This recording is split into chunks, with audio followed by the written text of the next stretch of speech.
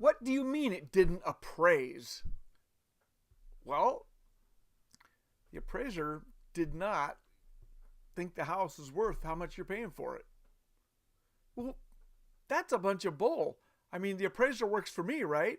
I'm paying for the appraiser. Well, you are paying for the appraiser through the bank. It will be one of your closing costs. But the appraiser is working for the bank. And the appraiser's job is to determine the value of the house, to protect the bank's interests, as well as to protect your interest. You don't want to buy a house that's worth $20,000 less than you're paying for it, do you? Of course not. I don't want to pay any more than I have to. Well, then let me explain to you how an appraisal works. The appraiser's job is to set the value of the house at a specific time. They do this by two methods. One, they use what's called the market approach, in which they're going to look at comparable values. You've probably heard the term comps or CMA.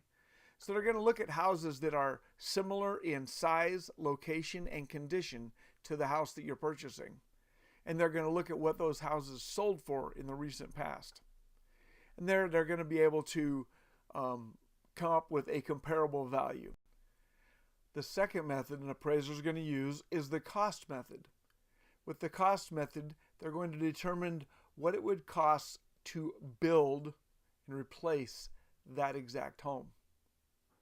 With that, they're going to take the value of the land, what it would cost to hire a contractor to come in and build that land, build that home, and then they're going to subtract from that appreciation because the home's 20 years old, there's wear and tear, the roof is 15 years old, the appliances are 6 years old, it's not up to date, and it needs paint.